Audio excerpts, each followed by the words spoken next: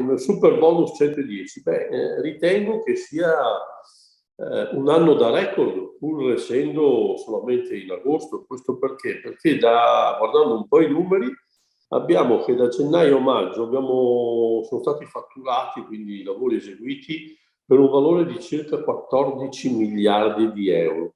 Se noi andassimo a verificare lo stesso periodo del 2019, di miliardi ne abbiamo fatti quasi 8, neanche 8, quindi voglio dire veramente un importo importante fatto anche da quest'anno.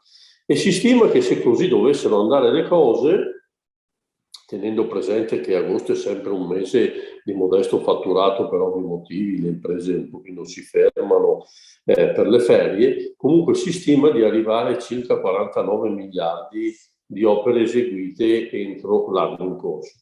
Il che mi fa dire che tutto sommato questo sta dando soddisfazione alle imprese edili e sta dando soddisfazione a quel famoso patrimonio immobiliare che noi da anni dovremmo tentare di performare per i soliti motivi che conosciamo, no? Che è emissione di CO2, polveri sottili, insomma, dove dovremmo tendere ad un inquinamento tendente allo zero, insomma.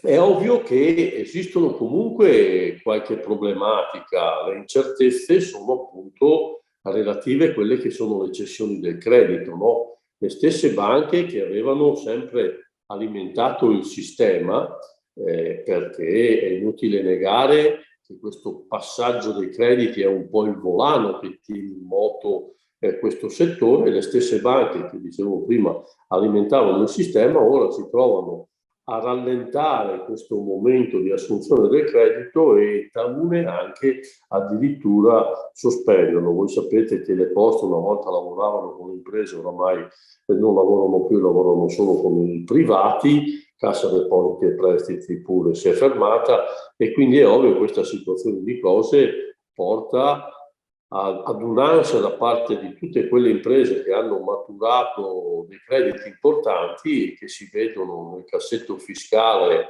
delle carte ma non potenzialmente traducibili in denaro, che è per noi linfa vitale, è sangue che scorre nelle vene, perché un'impresa senza liquidità lei capisce che è tutti capite che è un problema veramente enorme. E poi c'è il grosso problema di queste continue mutazioni anche all'interno delle stesse cessioni di credito, no?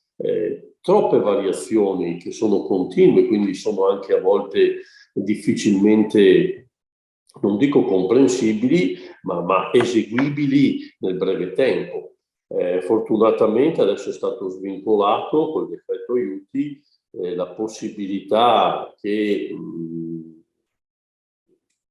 c'era un vincolo del 1° maggio, cioè tutte quelle quantità di denaro che erano state maturate prima del 1° maggio avevano difficoltà o perlomeno erano crediti che non potevano essere utilizzati. Ora invece è stato tolto praticamente questo vincolo e quindi diciamo che tutti questi crediti potrebbero essere monetizzati sempre che ci sia l'opportunità da parte delle banche di assorbire. Rimaniamo in attesa perché questo non abbiamo ancora visto situazioni palpabili che ci tranquillizzino circa questo ritiro di crediti, se non qualche azienda. Voi sapete che c'è l'opportunità della cessione, della quarta cessione ad aziende con partita IVA, le quali si stanno muovendo, però è anche giusto dire che queste si stanno muovendo con dei prezzi che non sono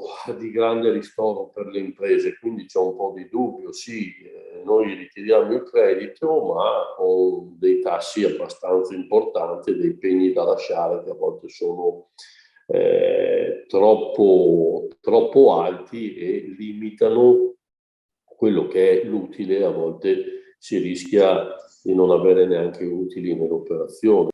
Per concludere, quindi, noi spereremo che le banche continuassero a fare quel lavoro che da sempre hanno fatto, perché se questo non dovesse avvenire è ovvio che questo sistema si incepperà e se è vero che i bonus sono state fermate per le case singole a dicembre 22, come è stato fermato il bonus facciato, è altresì vero che per i condomini tutto il 23 poteva continuare ad avere operatività, che era poi stato esteso al 24 con una riduzione al 70% e continuare nel 2025 con una riduzione al 65%.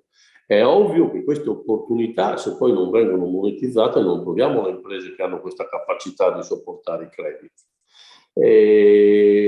Ecco, questo è quello che noi speriamo, no? Perché c'è veramente la necessità che queste banche continuino a fare il loro dovere. Poi sono venuti fuori i discorsi delle truffe, sono tutte cose poco vere perché si parla di un 3%, quindi una incidenza veramente bassa. Voi sapete che insomma le truffe non sono state in carico al 110 quanto di più il bonus facciata e tutti gli